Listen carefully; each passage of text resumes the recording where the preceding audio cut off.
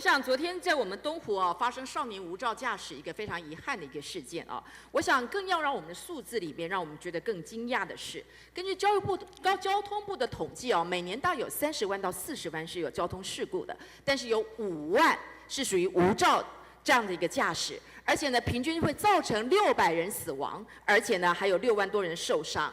最重要的是，死伤的人数竟然是酒驾的6倍。我们来跟酒驾来比，过去我们说酒驾是零容忍，那无照呢？无照呢？无照驾驶又是如何呢？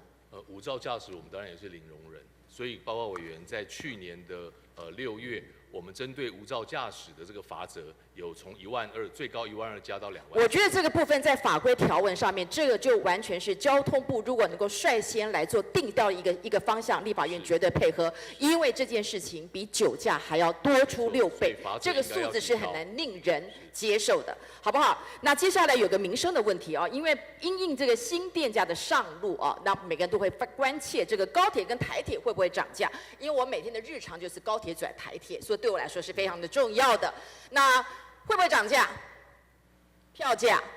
报告委员，台铁的部分哈，我们有承诺过，在春节之前不涨价。对，部长，春节之前，现在目前距离春节只有3个月。你知道我们保酒乳还可以保存6个月，那你这个3个月说起来就比保酒乳还不足是不是？而且你因应电价的这个部分里面调高，但是呢，刚刚张家驹委员也特别提到了，因为我们真的要为台铁的基层来好好的讲一下话啊。董座，你知道董座为什么会加薪吗？他加薪的理由是什么？记大功的理由是什么？成为国营事业。好，国营事业，他要加薪，如果他的这个工可以这么样子抵的话，跟其他的国营事业都一样。好啊，那我们还是要去问嘛。当你在加薪的时候，你知道我们的基层到底到什么样的程度？我想请院长，你可能要看一下，当这个董座的薪资到19，总经理到18的时候，临轨作业危险的津贴每个小时只有40块钱，只有40块钱。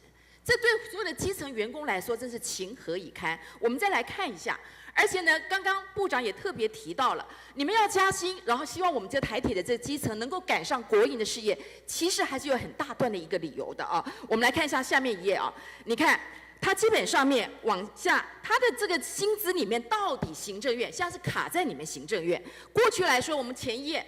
卡在这个行政院当中，你看从这个过程528已经函报政院，到目前为止还是没有。再往下一页，你看你们都认为是应该调薪，从我们这个前任部长到现在，但是呢，你看看他们常态性也不过是1200到3000，非常态我刚刚说的每小时只有40块。所以说呢，院长，你要不要加快速度，给这些基层员工一个交代啊？卡在那边很久了。这个文他现在在交通部。报告委员，这个才刚送到院长那边啦。好，这个文才刚。528已经发函了。因为我们跟任总那边需要一个协调。部长，请你就给出承诺，这些基层的员工非常的辛苦。我们很努力，然后也很快会达成，所以请委员放心。在麻烦好不好？基层员工们我们要吐，我很害怕我的高铁转台铁的人生会因此受到影响。OK？ 不会。万一罢工怎么办？我们来看一下，因为时间有限的观光产业真的是一个惨字也收到非常多观光。台湾这么美丽的宝岛，各位，你知道7月的时候我们的人数是冲破150万出国去啊。这比去年还是多了27% 而且你看一下，但是我们国内的旅游，你看我们的住房率、平均的房价却双双走跌，而且是雪崩式的下跌。我必须要去说，我们出国人数这么多，而且是历年来旅游人次的逆差，今年是创下高纪录，我们有641万人出国。那出国之后呢，我们全部给外面人去赚钱，那我们获得什么？所以你看花莲的地震来说的话，当然很惨。80%多，但是呢，国内的旅游并没有把这些不去花莲，并没有转到我们的西岸来，并没有。所以你会看到，不管是云嘉南、桃竹苗，他们整个的业绩是完全消退的。那我也知道，部长你最近又提出了一个所谓的奖励方案，对旅行社等等之类的。但是我永远认为，我们的观光业要振兴，不应该是用只有砸钱的方法，它应该更有更积极的方法。最重要的是，当大家问到你我们的观光业该如何振兴的时候，当然你告诉我们今年要达到1000万的旅客是不可能的，你下修到750万，但是明年你还是把它设定在1000万。如果整个大环境、整个的制度没有改变的话，你为什么认为还是可以到1000万？你不能永远设一个高标准，然后到年底的时候告诉我，对不起，我们达不到，我们就下修，这不是我们设定目标的主要目的吧？我们设定目标就会努力达成。好，报告委员，今年有一些状况当然比较特殊了，好像最近台风相对多一点。坦白说，国内的旅游在第4季状况会好一些，但是我们现在进入第4季，有遇到台风的状况。那之前403地震，很不幸的，我们的很重要的观光景点太鲁阁受到了损害。那让我们看到一个很重要的点，就是我们台湾要更多的观光的亮点跟景点，要让国际看到这才是重点。部长，谢谢。但是院长，我还是要告诉你，为什么我觉得这件事情非常的重要？因为我们大家有一个很大的指标，叫做瑞士洛桑管理学院公布的。你知道我们台湾在 IMD 的世界竞争力排名其实不错，每年都在进步。它有4个面向，但是其中有一个很大的面向叫经济层面。经济层面里面，我们是4个面向里面其实最差的，这是你非常重视的经济面向。而且经济面向里面有10个指标，拍谁？10个指标当中呢，就是观光指标最糟糕。64个全世界的经济体当中，我们台湾只赢了4个，所以表示我们的观光是拖垮了我们整个经济的面向。所以观光有多么重要，不是吗？然后呢，我们提出来，然后我们也把观光成立署了，但是署有没有办法把我们的观光产业变得比较好呢？你看。他们提出非常多啊，而且把校外教学都把它提出来了，我说实在，他们也希望这个校外教学不要每次都弄在同一个地方等等之类的。我真的要问我们的手游族到底要怎么样来？所以呢，院长你看，养殖业不行就是班班有10班，啊，酪农不行你就班班有鲜奶，现在变班班有保酒乳，全民防卫呢也找我们的学生，现在国旅要不要变成班班出去玩啊？那我们学生到底有多少的消费度啊？这个东西。大家都出去玩了。我是说要就观光产业，不是应该只有这样子而已，还有非常多观光产业有非常多。你看，以高雄来说，号称为小港国际机场，号称国际耶，我们也做了非常多的航班了，号称是国际，有非常多。观光署跟国内一些观光的产业，跟甚至观光协会，当然是啊，能做多。每年我们的观光旅展哦，都非常的热闹。但是数据会说话嘛，就是旅游业是买餐券。对啦，但是就是会说话。然后我告诉你啊，多元化的去经营。是因为时间关系哈，你看我们现在的航点啊，高雄小港机场的航点啊，只恢复在疫情前的70%到80%。虽然有非常多，你看下面有非常多大家非常努力的，然后最近的联合航空有没有？部长你应该关切到了，他也公开宣布说明年7月要到我们高雄来哦。啊，你们交通部有没有很积极？当然很积极，现在联合航空已经来跟我们申请。没有啊，部长，你的资讯有落差。我昨天还问过民航局，目前为止联合航空还没有递出申请表。所以给我的资料是10月16号向他还没有接出来，所以我觉得部长我们要积极一点，我们要更积极一点，让我们只能够飞到美国是非梦事，好不好？这点非常的重要。人家递出橄榄枝，人家已经公开宣布了，你交通部就不能坐等，你就要好好的去跟人家好好的接洽，这是我认为是最重要的，好不好？这很重要。拜托委员支持，我们会把小港机场。在有系统、有计划性的，一定要的啦！现在去小港到桃园，每个都往桃园，然后还有大包小包，连桃园下了高铁之后要到那个机场里面的，我们都还没有好好的这个部分。所以请委员要支持我们各个年度的这样公共建设，一定要。公共建设没有问题的，把预算编足，公共建设我们都不会挡了，院长。跟这次的预算要赶快过，我们明年才可以小港机场的。来了，公共建设不会挡啦，救命救灾钱不会挡啊，但是先把我们该有的部分面足了。没有办法答应你啊。好。院长来了，先来看看呢。我们还是回到我们这个高雄啊，这个高铁南延呢。我说实在的，这件事情我非常的清楚，因为在本席，不管从第9任，或者是2年前在高雄市长的这个层面当中，我们就不断。我想只是大家非常的纳闷啊。过去信誓旦旦，不管是在苏院长或者在任何人，信誓旦旦都告诉我们大家左营案，然后呢，怎么突然之间我们？这个赖政府一上台之后，完全就改成我们的高雄火车站，这是我支持的。但是这个转折点是什么？以前呢，新时代安东门移动搞工不可能哈，就是这样到高铁南延，都跟我说左营案，怎么突然之间你们上台之后就全部变成高雄案？不是，现在也还没有真正的定案，还没有定案。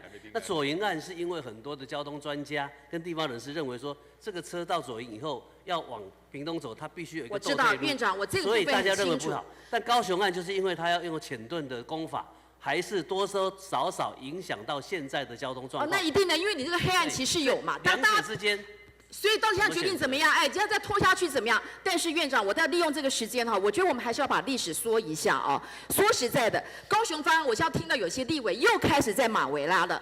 我亲自问过叶部长、交通部长，他那个时候并没有否决所谓的高雄案，他们那时候只是经过审慎的评估，认为那时候正在从事所谓的铁路地下化。如果高铁还要经过高雄，两程并行，不管在技术上，在各方面里面是比较难行的，所以并没有否决高雄案，只是先后的次序当中。现在每个人提到万溪，为什么那个高雄案为什么没有？每个人还提到说10几年前，万一马政府时代通过，现在就没事了。院长，你还附和？不是这样子的。我没有这样讲过。你还是告诉我说，对呀，早10几年前如果能够选择高雄案的话，就应该很好。我是说，我到高雄去，他们跟我说早10几年做会省很多钱。我说那我现在要赶快做，为未来的院长省一些钱。我只是要提醒，我没有把责任好，给谁。那我们就把这个责任清楚。当初的叶部长也提出，而且当初叶部长所提出的理由也是经过审慎的报告，跟现在的铁道局所做的报告有什么差别吗？有什么差别吗？你们那时候很多人把他骂得要死，结果他那时候所提出的报告跟现在铁道局、跟蔡政府不是赖政府，是蔡政府的铁道局，其实都是一样的。所以不要是国民党提出来就好像有问题，要追溯到过去，蔡政府提出来大家就觉得没有意见。卖案内了，这个是不好的。想办法解决现在的问题。是，所以说我还是强调，那时候并不是，而且民进党执政了8年，你如果认为高雄案很棒的话，早该实行，不要牵拖太多。但是呢，我还是要问一下部长，你有没有看过2019年的评估报告？有关于高雄案，你有没有看过？2019的我没看过。因为我们有提出一个非常清楚的有关于高雄案的这样子一个报告。因为你现在告诉我们，就说你有没有看过？你们仔细看过他的评估，好不好？2019年的我没有看过。你没有看过，你要看一下，因为你现在告诉我们，现在是要用潜盾是一种新的做法，是不是？你那时候有特别提到。现在潜盾的这个技术会比过去更好一些。实际上，2019年的时候，但是我还是要提醒，在2019年的时候，评估报告里面就告诉大家，潜盾就是一个可行，所以它并不是一个新的技术，那时候就已经提出来了。所以我刚刚为什么盘点？都已经把过去的优点跟劣点全部都已经盘点完成了，然后你告诉我，所以当初的优点为什么现在变成不是优点？然后把整个大的方向做一些的改变，这个加加减减，对，又还没有定案，然后到年底有可能，现在几乎所有的高雄的乡亲都认为到年底，因为说实在的，我们南高雄。因为是这样子的黑暗期，已经少了8万人口了。这个东西其实对整个高雄的产业来说，特别是在高雄车站附近的产业人口来说的话，是一个很不公平的事情。就好不容易很多人认为说，现在的评估可能比过去好一点，高雄方案对于南高雄的振兴是好一点。结果呢，以为都已经快成定案了，现在又开始好像还没有啊？到底什么时候？到底是哪个案？什么时候可以定？可不可以告诉我们一个很明确的一个方式啊？一直都是说年底之前会定案。年底之前不会再改变了吧？我们一直都说年底之前会定案。好，所以说目前到距离年底还不到2个月的时间哦，所以我还是要强调哦，曾经这些事情，包括过去来说，左营案经过台塑，彼此之间非常的接近，然后到我们屏东6堆，该讨论的事情都有，但是呢，我们只是担心。那个时候的行政院长，我们都问过，信誓旦旦，包括前交通部长李佳龙都信誓的旦旦的告诉我们，采用左营案才是最好的选择。然后呢，大家就觉得接受事实，就没想到当高雄案又重新复活的时候，大家觉得又好像看到一个，当然有不同的想法，又看到一线生机。然后好像觉得已经80%、90%可以的，都往那一方面去了，已经开始在讨论，那如何能够透过潜盾的方法，能够降低这个所谓的技术层面的干扰，然后我们的附近的这个商圈到底该怎么样的振兴，都已经在这讨论了。然后你起码搞到到年底，起码年底如果又还不，你要让我们等多久？这个东西对整个产业发展都不行的。很积极的跟地方在沟通。如果我现在大胆的请教委员，你的建议呢？我就告诉我2年前就告诉大家，高雄案对于永续发展来说，对整个高雄车站的永续发展，当然我们必须要承担可能在10年当中的黑暗期，但是对一个城市的永续发展。